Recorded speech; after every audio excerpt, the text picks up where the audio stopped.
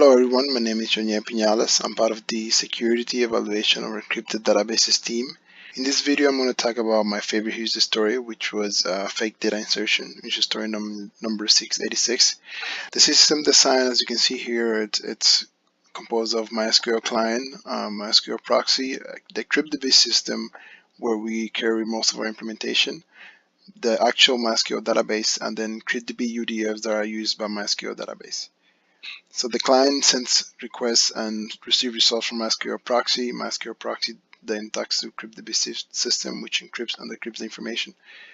And then this sends the queries and the results to and from the database server.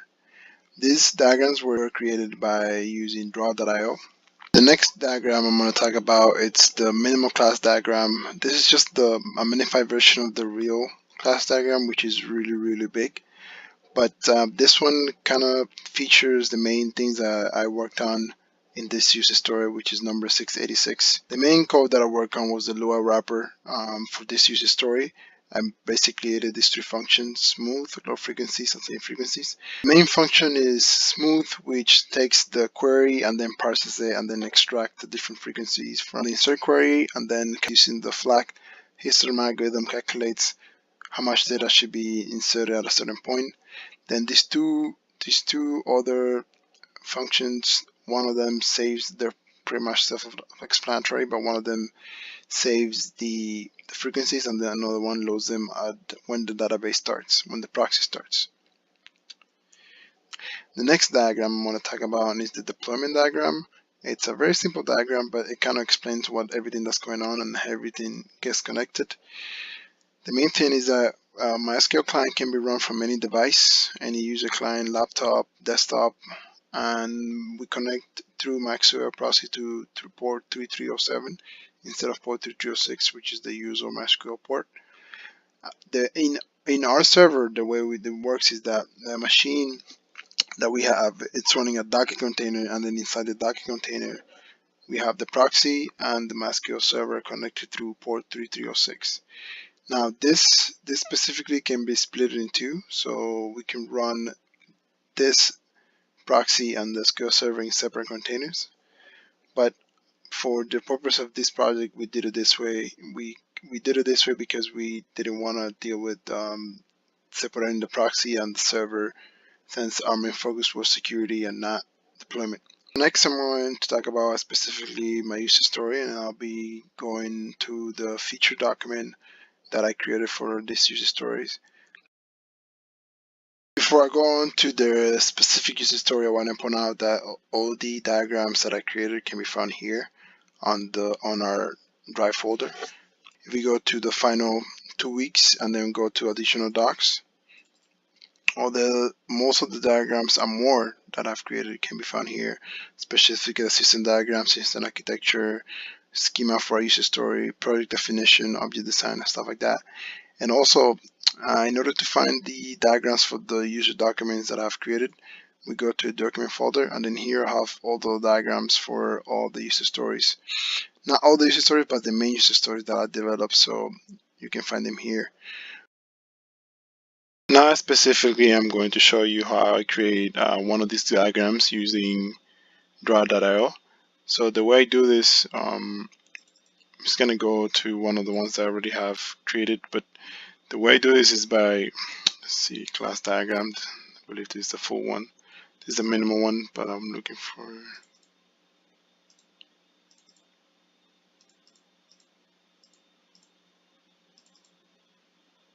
this one, which is very big. So the way I do this is by using draw.io, and I'm just gonna wait for a little bit until draw.io opens. Draw.io is very simple to use. I just look for the shapes in here, like this, for example, a client, proxy, and then this. The good thing is it has like UML stuff that I can use too. And then I plug into here, then add all the functions. This is actually the full system architecture and class diagram and how it works, and that's pretty much how I do it. Next, we're going to move on to our feature document, which is the most important part of this video. Specifically, I'll be talking about user story number 686, which was one of the biggest one and most important one for this project, because it makes sure that countermeasures were implemented against the frequency analysis and security breaches that our database had. So I'm going to move on more into the specifics of the user story. The description is that as a database manager administrator, we would like to insert fake data in order for us to protect the user information from being decrypted using frequency analysis. The accepting criteria is that fake data should be added to every insert query. This doesn't mean that necessarily the data is stored yet. It just means that whenever we get an insertion query, we need to parse it and insert fake data in the query accordingly. The next accepting criteria is that fake data needs to be actually inserted into a database. This is kind of like coupled with the first accepting criteria, but the reason why it's also there is because we could insert fake data into the query but not necessarily be stored in the database because we do something wrong where we don't insert fake data into the query correctly. The next accepting criteria is that we get the amount of fake data that needs to be inserted into the database correctly in order for the histogram of the values to be flat at all times. So that's why the accepting criteria is also there.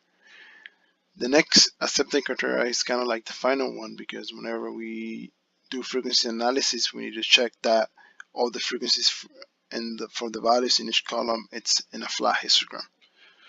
So the use case, a specific use case of this user story is data insertion. By data insertion, I mean data insertion by any client or user that is using the proxy. The preconditions is that the user must be logged in, otherwise they wouldn't be able to insert any data at all. And the description of how to do this use case is by logging into the client and then insert records. Here I'll move on to the use case diagram. As you can see here, the first thing that happens is that the client issues an insert data query. Then this is cached by my SQL proxy over here. And this SQL proxy then passes to a Lua wrapper. At this point, the query is not modified yet. And then after that comes my implementation of the fake data insertion, which what happens is it gets the insert query, it parses all the values that are inserted, and then calculates the frequencies that need to be inserted using the flat histogram algorithm, and then modifies that insert query to adding fake values or not. Most likely would have for values, and then gets back to the Lua wrapper that then passes to the cryptdb modules. After that, the cryptdb modules encrypt everything and then send it to a server. This is a very simple use case diagram, easy to follow. That's basically how it works and how I implemented it. The next diagram that I have is the sequence diagram. The sequence diagram shows how everything goes in sequence. As I explained earlier with the use case diagram, is the user makes an insert query. Then after that, my SQL proxy gets this query, the right query, passes it to a Lua wrapper over here. Then the Lua wrapper gets the query, and then using my implementation modifies it, and then passes to the C++ encrypting model of cryptdb. Then what cryptdb does is that it encrypts this query into whatever encryption specifically is using. Then after that, we connect MySQL. MySQL uses the values and stuff like that, and then sends back an acknowledge saying, okay, these values were inserted. And then we get the encrypted results from that are passed back to the wrapper. The wrapper decrypted results because they were decrypted at this module right here with the C++ module. And then after that, we just go back to the client saying, okay, your insert query was successful. The next thing I'm going to talk about is the class diagram. This is a smaller class diagram because the full class diagram is really big, but I'm just putting here the main functions that are being fired whenever this use case is happening. Main functions that are being fired from MySQL proxies are the accept connection and disconnect. Why? Because the client is connecting, and then also after the query is run, we're assuming the client is disconnecting. Now the event loop, what it does is that it listens to any query while the client is connected. The Lua wrapper uses these functions, which the main ones are connect. That function connects through the cryptDB module. If you're not familiar with what Lua does, is that it can use C++ functions, so that's why it's using this project. After that, after it connects, then it's read query sent from the proxy at all times. So at all times, this function is getting executed here, and it read the queries. After that, then it goes to the function parse query, which is the function I'm implementing. Extract frequencies. Parse query calls also extract frequency, which extract the frequencies from the insert query.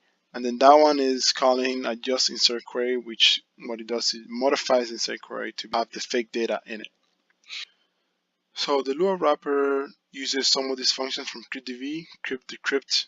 Functions are called before the data is passed and received from the MySQL server, which are then passed to the Lua wrapper, which are then passed to the proxy, and then the proxy sends them back to the client. The way I did unit tests was very simple. Turns out the Lua has its own internal unit test tools, so all I had to do was put some asserts inside the code in order to check for some things. For example, I checked like the file where the frequencies are saved exist. I also checked that for some values were the right type. I also checked that the insert query was correct.